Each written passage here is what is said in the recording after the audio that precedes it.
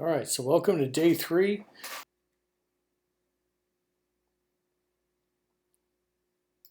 All right, welcome to day 3 of Science of Baking. We're going to focus on how baking works today. And some major keywords for this chapter in the book and in our course are listed here. And we'll talk about a lot of these different things from structure builders, tougheners, tenderizers, moisteners, dryers.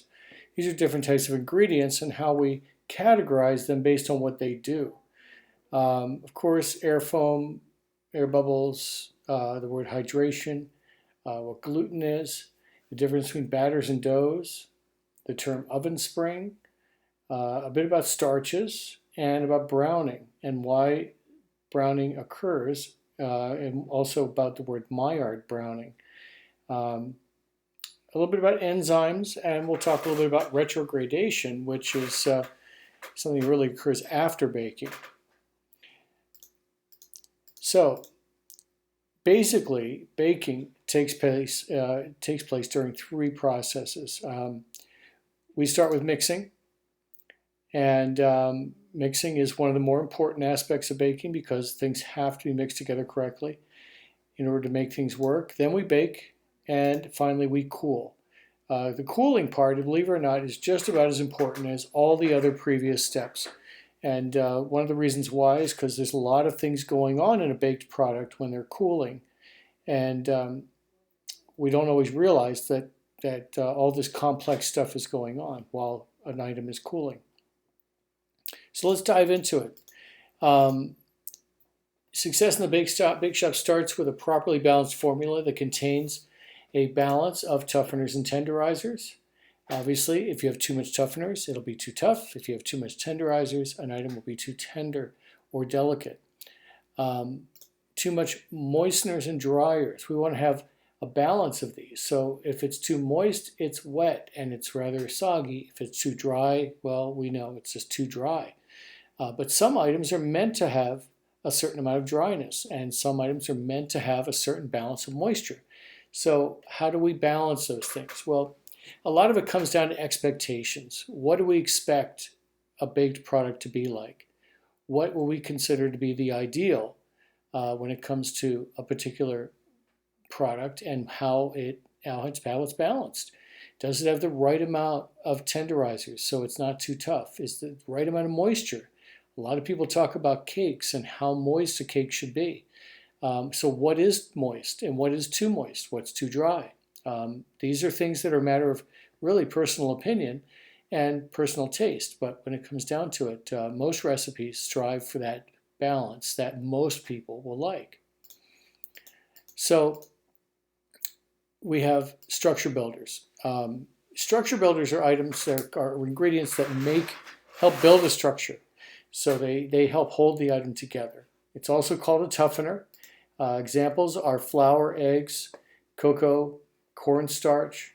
The proteins and starches in flour and eggs and cocoa powder are the actual structure builders. They actually help to create a network of protein or starch that helps to hold an item together. Helps it hold its shape. It helps it when it cools that it won't collapse.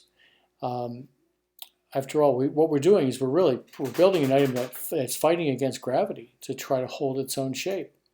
So too much structure results in a tough, hard baked good.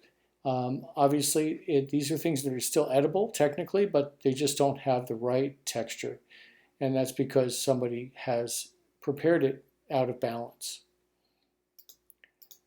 So tenderizers, on the other hand, interfere with the formation of structure. These are a good example of those are sugars.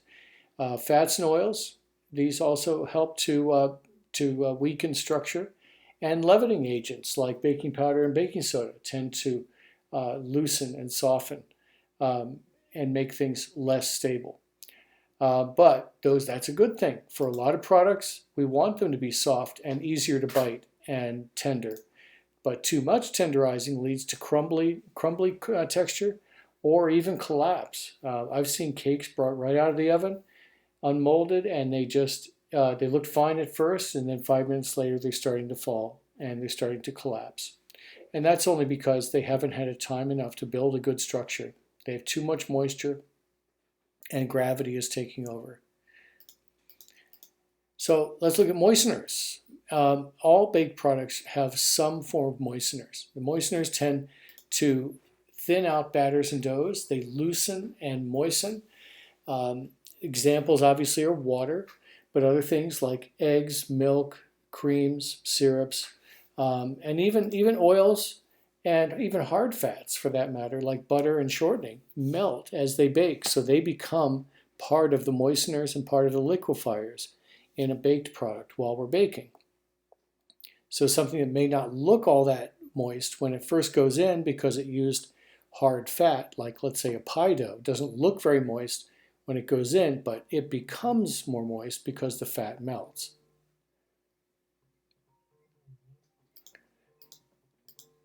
Now, then there are drying agents, and these are the opposite of moisteners. They soak up and absorb moisture. Examples are like flour, cornstarch, dry milk solids, and cocoa powder. They soak up moisture and they help to create a balance between all that moisture we put in and the amount of the amount of drying agents that we have in the baked product, so it doesn't end up being too wet. Now this all sounds very obvious, but the reality is that when we mix in the first stage in mixing, it's very important that this balance is already in place in the recipe. And most recipes are written correctly with the right amount of balance. So the mixing method is very important. For example, muffins using the muffin method, for example, versus the creaming method. What we are using in these two methods are completely different approaches to mixing the ingredients, but if done correctly, each one can work.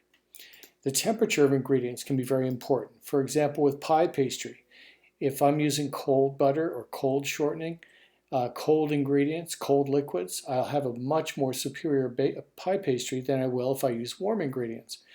Warm butter, warm shortening, warm ingredients just doesn't work well with that particular recipe.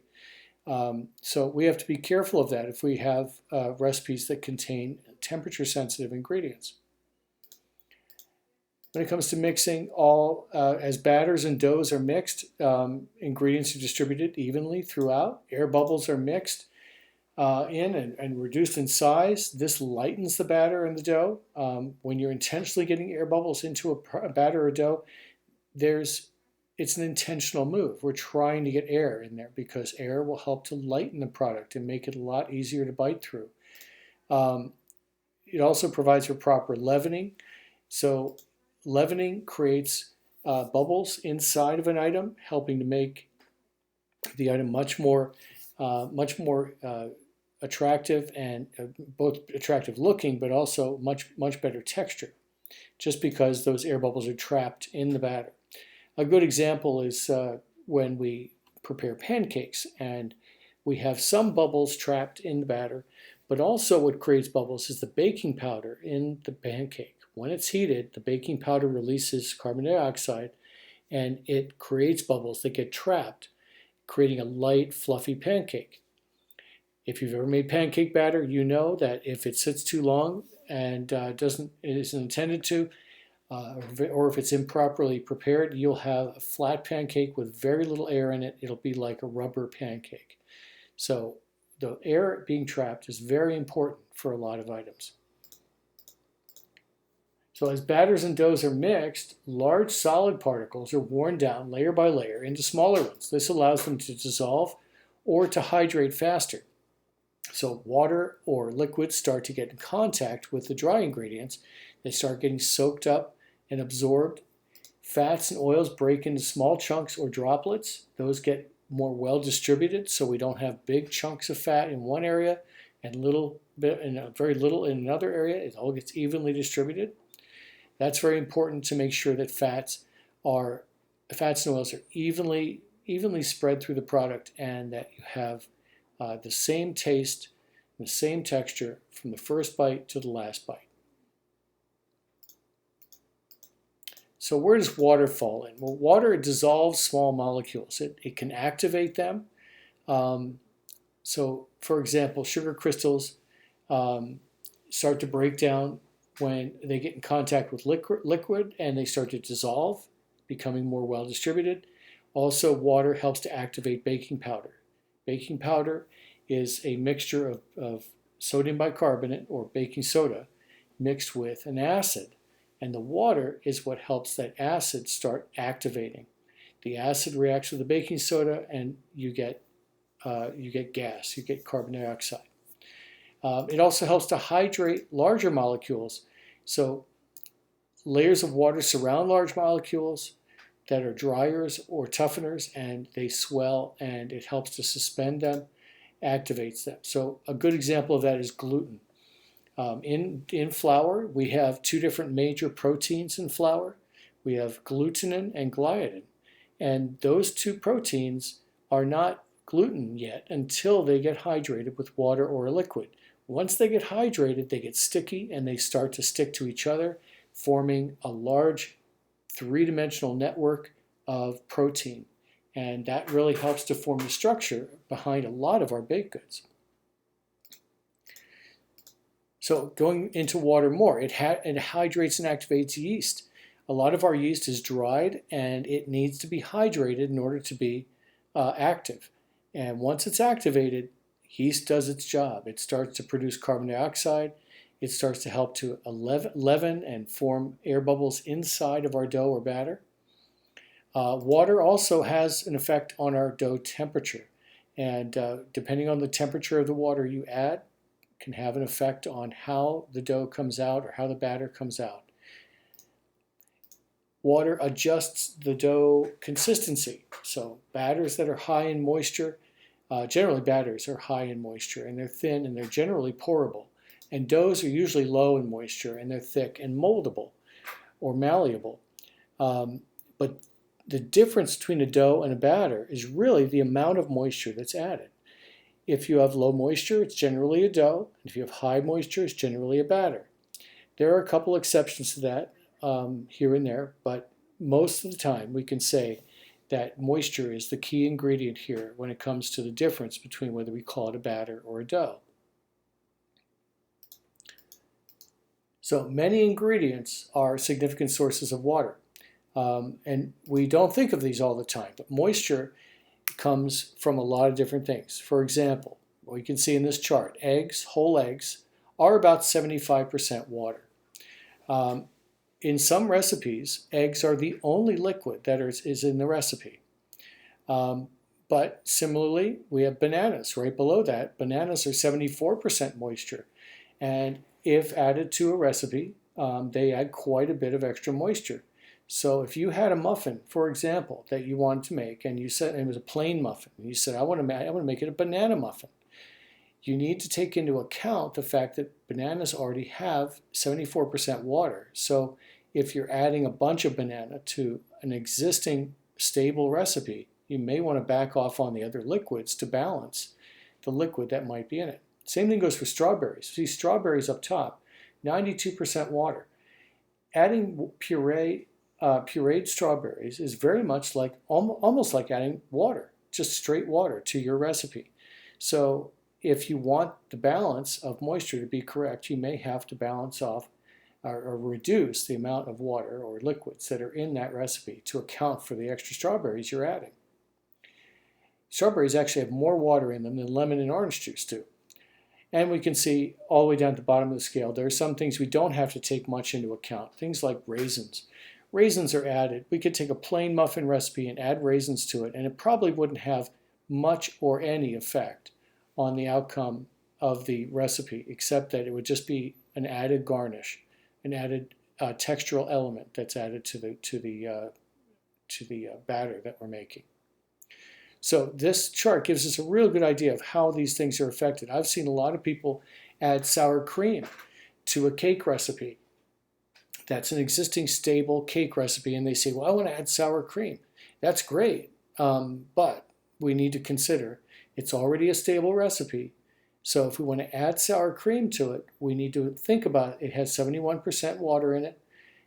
We may need to back off on some other liquids in order to do that. So if it had milk in the recipe, for example, we could back off on some of the milk and replace it with sour cream. Considering that milk has a lot more water in it than sour cream, we would just back off on some of the milk in order to make that change. If you don't make those changes or adjustments, you could end up with a product that's not quite up to your standards when it comes to product quality, the taste, the texture, and the appearance. It's just something that we have to keep in mind when we start messing with recipes. So in today's lab meeting, we're going to be getting together for our third day. Today will be Wednesday, and we'll be experimenting with the difference between the creaming method and the muffin method. We're going to be using a plain muffin recipe. The muffin method is commonly used with quick breads and muffins, and many of the recipes that call for creaming method can be adapted to use the muffin method, but we have to be careful. We have to always analyze the recipe to make sure that we're able to cream if it's calling for creaming method, and able to mix it correctly if we're using the muffin method. As you try out your chosen method, you'll choose today one or the other, either creaming or muffin method. We're going to evaluate the quality of the finished products in class. So you're going to be not only tasting them, but you're going to be measuring them. I want you to measure the height differences between your muffins and someone who also created muffins but with a different method. So if you did the creaming method and had some beautiful muffins, I'd like you to find somebody in class who did the muffin method and compare your two muffins. Put that down in your lab form. How is yours better than theirs is? Or how is yours perhaps not as good as theirs? What makes them different? Do they taste different? Do they look different? Do they have different height? Were they baked in the same oven? And they have very different results. That's all the kind of things I'd like you to record on your lab form today. So also additionally evaluate the differences you find in the preparation process. Is one easier to do than the other? And you can ask somebody else what they thought of the other method that you didn't do. If you did creaming method, evaluate how much work it took to make that. How easy was it to cream the ingredients together and to get it right? And how easy or hard was it for someone else to use the muffin method? So we will see you in the lab for day number 3, and bring your basic tools with you. Remember to bring your uniform, bring your mask, and we'll be ready to start by hitting the ground running making muffins. I have a plain muffin recipe. I'm going to give you guys the option of using a garnish if you want. So if you wanted to make chocolate chip muffins, you want to make blueberry muffins, you could. But that's just, as I say, those items are just a garnish. So they're not going to really affect the way the muffin bakes. But more importantly, I want you to be able to compare your muffins with someone else's. All right, well, we'll see you tomorrow.